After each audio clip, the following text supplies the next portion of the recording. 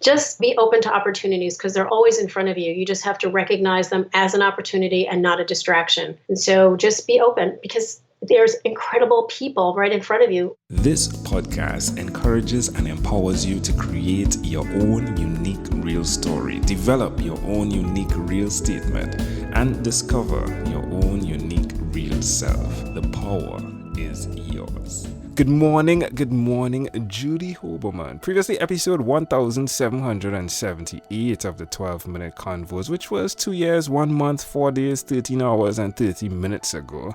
Then, however, just a couple of months, 8 months after, 17 days, 17 hours, we got to meet Judy face to face. Today, I get to have another conversation with her, and I am honored for that. So, Judy, how are you doing today?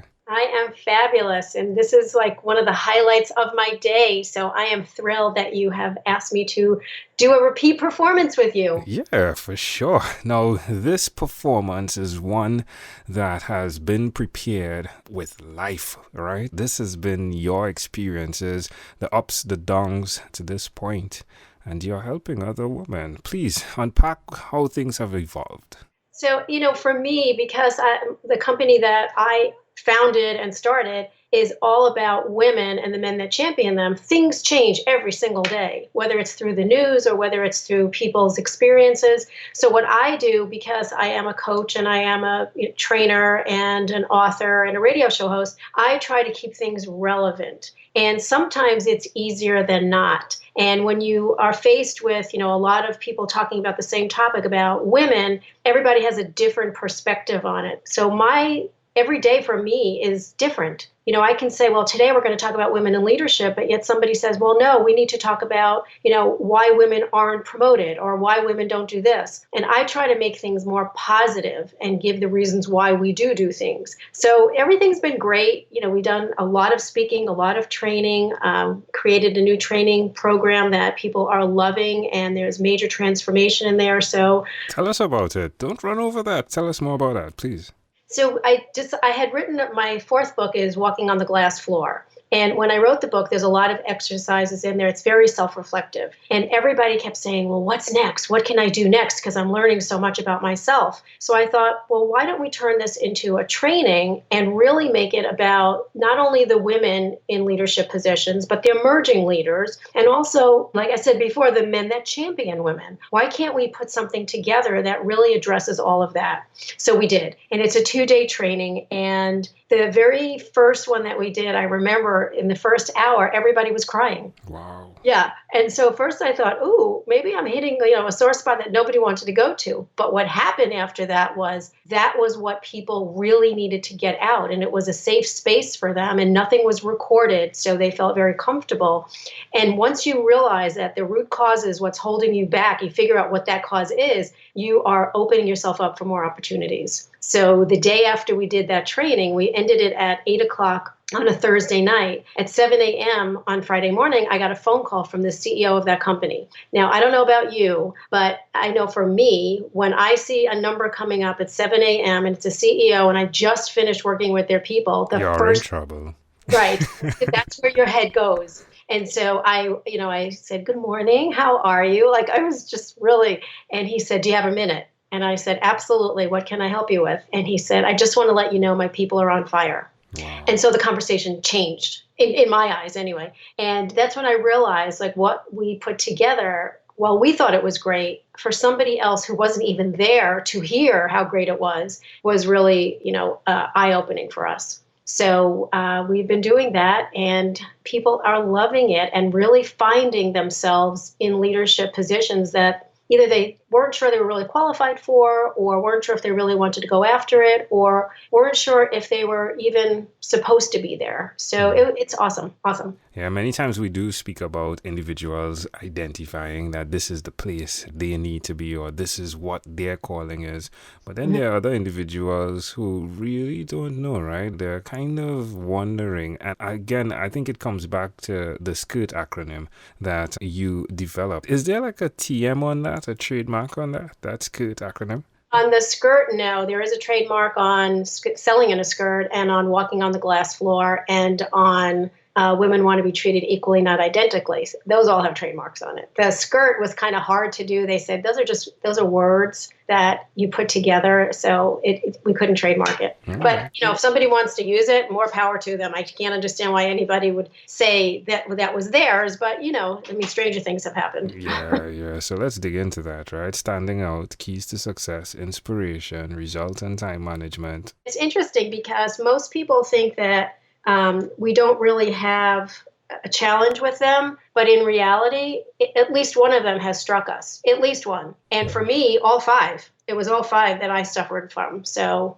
I just thought everybody has something that they need to work on. And sometimes when you say, well, how are you doing with time management? It's like, oh my God, it's the worst thing in the world. And then that's their pain point. There seems to be a spiritual side of you, Judy, a spiritual side that holds you core to your foundation. Is that accurate? And if so, what is it?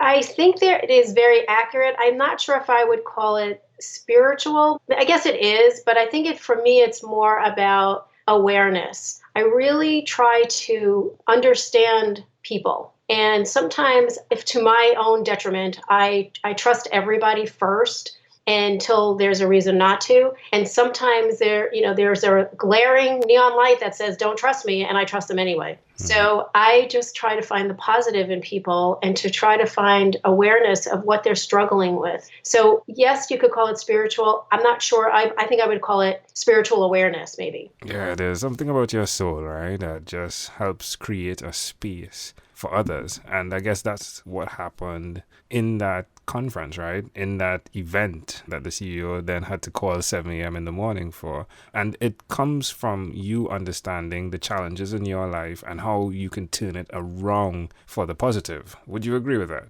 I would. And one of the things I also find is that you have to be open to listening, because it would have been very easy for me to rush through the part that was challenging when everybody was crying and saying, okay, great. So now you're crying, so let's move along. But instead, it took an extra hour in that piece of the training rather than it be, let's say if it was supposed to be an hour, it was 2 hours. And so I just felt that was something that they really needed to address and they really needed to talk about. And when they were done, then it was okay.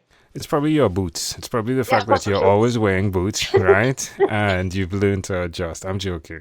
But it's true. It's all about the boots. When I first started speaking, as a speaker, when you walk into a room, a lot of people are intimidated by you. They don't talk to you till after you get off stage. And it just happens a lot of times. But for me, it was always, no one spoke to me until after I got off stage. And then they were all over me and I love you and you're awesome and how can we work together, blah, blah, blah. But beforehand, I was getting very uncomfortable. So I did a random survey and I asked people at different places, like, why don't you talk to me until after I get off the stage? And they all said the same 3 words about me. They said, you're intimidating, you're not approachable, and you're way above us. Now, that's not me at all. And that's not me. But so what happened was I went in my car and I started to cry. And I thought, what the heck am I giving off that are making people feel like this? And so I asked my business coach and she said, don't forget, you're an introvert. And as an introvert, if you walk into a room and you know no one, you probably won't initiate a conversation. And so I thought, well, that kind of makes sense, but I didn't know what to do with it. So the next time I went to speak, I was wearing a pair of boots. And this woman came up to me and said, I love your boots. Wow. And I actually had to stop and think, did I already speak? Because she's speaking to me. That's exactly what I thought. And then another woman, and then another. So the next time I spoke, I wore another pair of boots. Same thing happened. So I felt like I was an athlete. When you're on a winning streak, you don't change your socks or your underwear. I wasn't changing my boots. And it became part of my brand. And that's really because it's a conversation starter. Now, how are things impacted on a personal level? Because you are married and there are children that you've birthed, right? How have they been affected by everything that you've been? So my children have always seen me as someone that doesn't give up, and they've always been my biggest cheerleaders. So even when they were little, they were part of my business. We would do, mailings together, and they'd come to my office, and we would just do things together when I was building my business. My husband, the Colonel, we're married 7 years. He is now my biggest cheerleader because he really believes that what I'm doing is special and important. And so he's also very connected. He's also, he does a lot of things with me. and eventually we'll write a book together or speak together or whatever. But my greatest addition to my family, because my family is the most important thing to me, is we have a new grandson, and he's 10 months old. He's almost 11 months old, and he is the joy of my life. You can't even, your kids, I love my children more than anything. This is a different kind of love, and he is just a joy and delicious. That's great. Now, seeing life and even seeing new life, there's a conversation that we usually put on the back shelf, which is that conversation of death, right? How do you interact with the possibility that you could die today or tomorrow? I don't really know how to answer that, because when it's something that's so unknown, I get very uncomfortable with it because I really don't know what to expect. I do know that, my children would be devastated. And so that you can hear it already makes me crazy. So I don't know. I think it's probably, it's inevitable, and I just don't know what to expect. I just know that I don't want to suffer, and I don't want them to suffer. Yeah. And I don't want my husband to suffer. I think it's really a marvel, the emotional experiences you've had, Judy, and how much that helps you to be connected to other women that go through that. Because some people don't share the stories, and because of that, there's no opening to hope. However, you being who you are and sharing everything that you've been through and how others can be all they can be, right, is really, really remarkable. So thank you for that, my friend. Yes. And I believe you've done a ton. It feels as though you've done it in the way that, hey, if I die today, I want to be sure that I executed all that I could today. So I appreciate that, my friend. Absolutely. And I do know that lots of people ask for my opinion or my experience on things. And I always try to just to be there and be open and be present and listen. Yeah. For those that are listening, what's the best way for them to connect with you? I'm all over social media at Selling in a Skirt or Judy Hoberman. My email is judy@sellinginAskirt, and I answer my own emails. Judy, again, a pleasure, a treasure. Before we leave, is there anything else you'd like to share with our amazing audience?